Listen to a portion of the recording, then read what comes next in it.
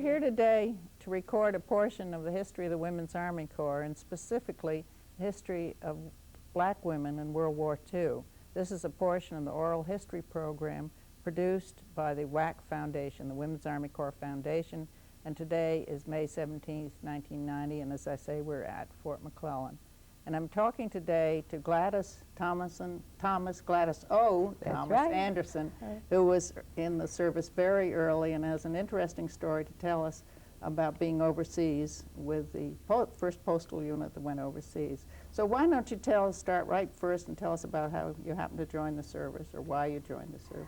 Well, I joined the service because my brother had volunteered to go in, and I wanted to go in with him.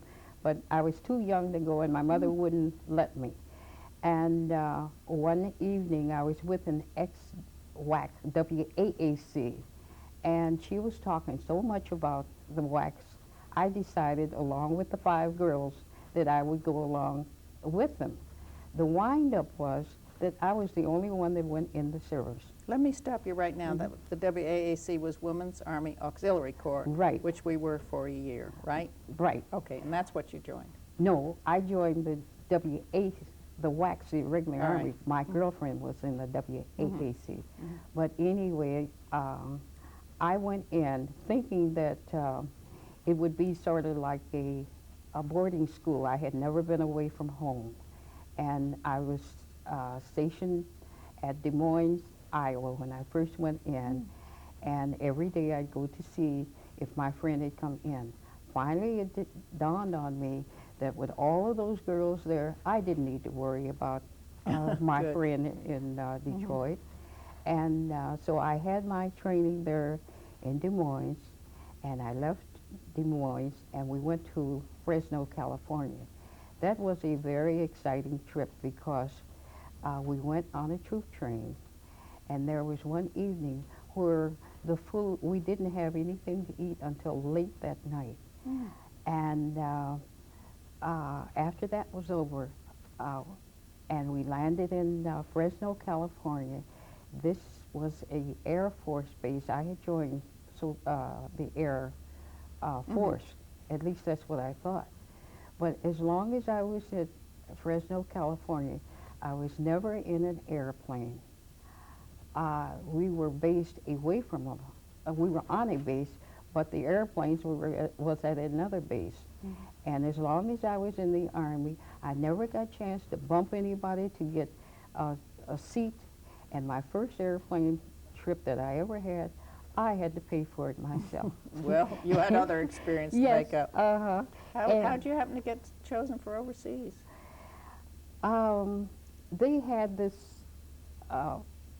order that came out, and it didn't dawn on, well, in fact, I was not in the original deal because they said only the area where the girls came from, Chicago. So I went off the base that day knowing that I would not be in this group. And I went to the cleaners, and when I came back, Mom said to me, "Thomas, where in the hell have you been?" And I mumbled something and told her I had been to the cleaners. And she said, "You were on orders to go overseas." Now, I had mixed feelings about that at the time because having joined the Army and we were in this new outfit, I was thinking, oh, I'm going to get a higher rating than a PVT. Well, I got to PFC before we had our original call to go overseas. And we had the rating 1 month. The colonel thought that we had it too soon, and he recalled it. So the highest I got was a PFC with a promise, since I was in the office, of going up higher. Well, there were other things that made up for it, weren't there? Yes, and I figured that since I would be in this group, I would be in the first group of black WACs going overseas, and that was history-making to me. It was, and that's one reason we want to talk to you, because you were in that first group that went over, which was a postal detachment, yes. Right? Uh-huh. 6, you want to tell us what unit? Yes, we called it 6888 CPD. 6888 Central Postal Directorate. That's right. Uh-huh. And you trained at Oglethorpe, did you? We trained at Oglethorpe, and then after our training, we were in New York. I can't remember whether it wasn't Fort Shanks, but Cotton, I Fort think. Dix, I think it Oh, was. really? Okay. And we left there going to England. And another history-making thing to me was the fact that we sailed on the Ile de France, and I had read about it when I was in the high school, and I said, I never thought I'd be on the Ile de France. Glamour, right? Yes, yes, yes. And we went over, and we were bunked into beds. And I had always heard of troop ships, you know, and I was thinking of hammocks and things like that. Well, we had beds, and it was very interesting. Now, one night we had a little deal there because the ship lurched, and all of the bags went from one end to the other, and the girls were screaming. With me, I looked, find out, and I said, "What's going on?" And they told me something, and I just turned on over and went to sleep. And I didn't believe the rumor, but later on, I found out it was no rumor. That you were suddenly turned because a submarine was chasing you? Yes, Yeah. Happens. And then when we landed in Scotland, we were on the troop train. And the one thing about me being in the service was that the one thing that I thought was that being a PFC or PVT, you didn't have too much to worry about because the higher officials were going to see to it that you obeyed the orders anyway. So therefore, Well, you just did what you were told But and you- enjoyed it or griped about it. So then after our landing, we were based in Birmingham. We called it Birmingham, but we were corrected, Birmingham. And I had to get used to cold showers because we had the showers on the outside. And that was very interesting. We were in this small town, and we would go into the city for recreation and go to the movies. But that was very interesting. The one thing that we griped most of the time was that we were on different shifts. We worked like the day shift, and then as soon as we got used to the day shift, we had to go on the midnight shift. So that meant that you'd have to get your sleeping pattern adjusted again. Let me tell you my experience with this, and it's related because I had the first base postal unit, which was also near Birmingham, and all the women worked at night, so they were very acclimated to night work. Yes. Much easier for you. Uh-huh. Well, there were lots of adjustments, weren't there? Yes, there were. Living together with so many people. And Right. But having been in sports in high school, it didn't take me long to get adjusted with the different personalities. Sure. And then you learned how to either get along or leave them alone. Let me ask you now, were you aware that you were very separate because you were a separate black unit? I knew that from the start because when I joined, I remember the posters said, "We need you and we can change your career." Well, I went in as a secretary and a typist, and I selected the Air Force because I wanted to be in communications and also near an airport, yes, you you know, wanted to so fly. because I love planes. Well, then when I found out this was not possible, the only thing I had to do was to adjust to the situation. Good. Uh-huh. And they trained you to be directory clerks. Weren't you Yes, director? yes, yes. And We were set at tables, and we had our little cards, and you learned how to forward the mail, and that was it. did you know they had you do it because women were more accurate? No. Well, that's Yes, I one told you. reason. As I told you, patient. as I told you, some of those little things I didn't hear about. But I'm glad to know that. Well, that's true. The women were chosen for that. When did you go to France? I think it was early in '45, wasn't it? Yes. February or March, February I or guess. March. Right, March. February. February. And To Rouen? pardon? To Rouen? Where were you in France? Rouen. Yeah. And we stayed in I don't remember what they called it. We had prisoners of war helping out in the kitchen. And we had our child line. And at that time, I was a child hound because I felt that I didn't know when I was going to eat, so I ate when I could. And the one thing about Rouen, in order for the cooks to entice us to eat, they would give us glamorous names for the different rations, you know, that they cooked. Right. Now, like, I always laughed about it later on in the fact that they may have called it like Louisiana something or other. That meant you had peas and gravy, you know, and that night Wonderful. they would call it something else, and that means they had the same stuff, but they added something else to it. Same thing.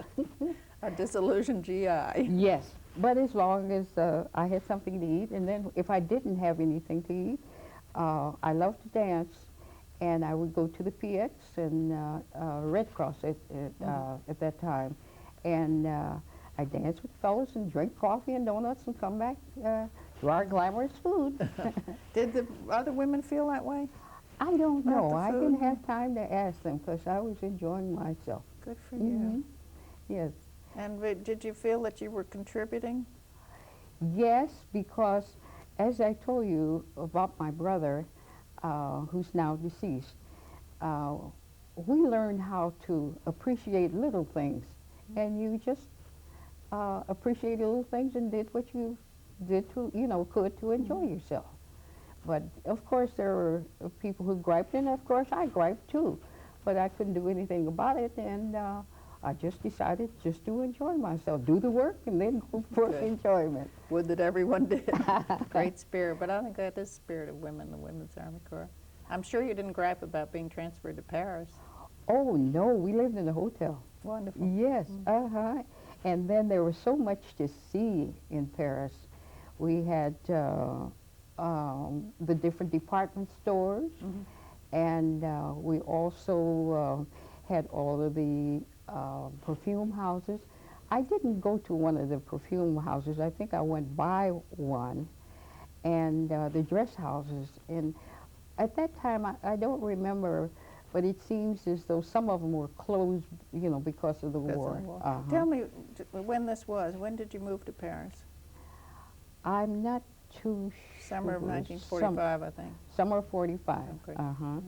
And, you know, speaking of that time now, I'm going ahead of my story, but when I got there, I was thinking of the song, Paris in the Spring, you know, and I wanted to stay to see Paris in the Spring.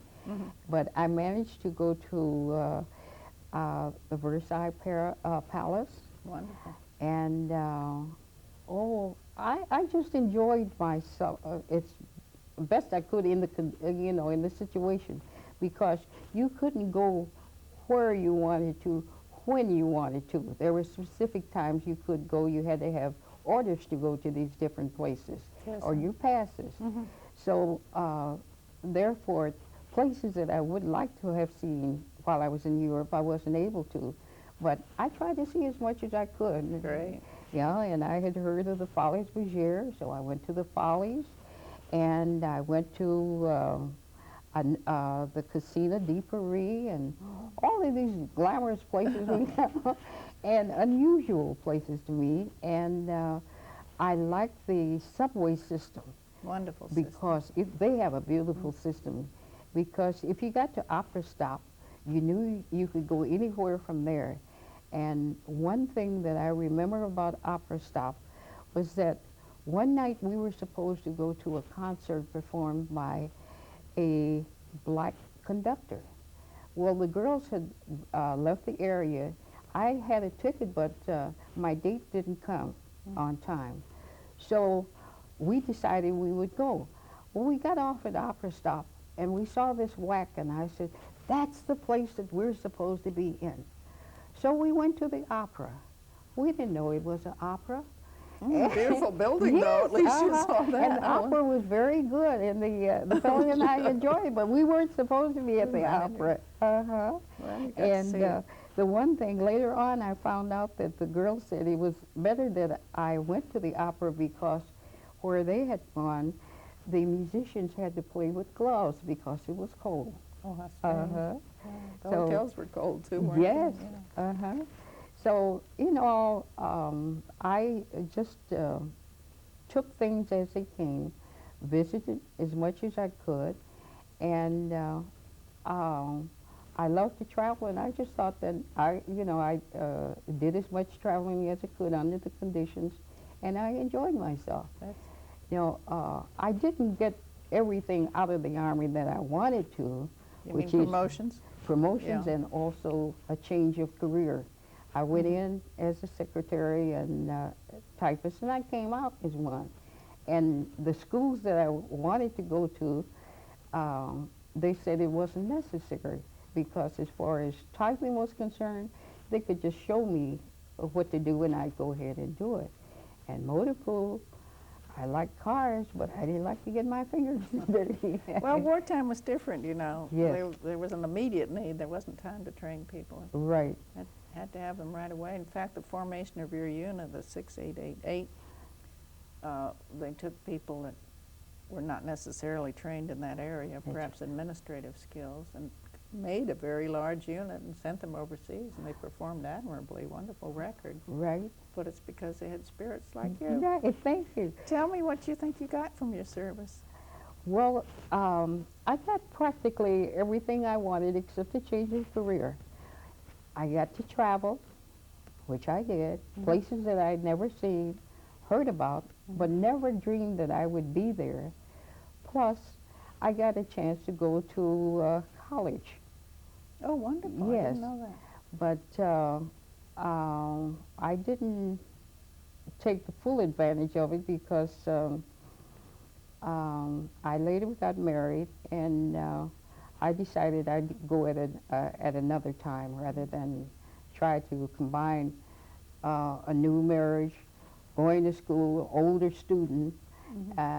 But in class, it wasn't that bad. The only thing about it is being older than the other younger students, you had to work hard at it. And I mean work.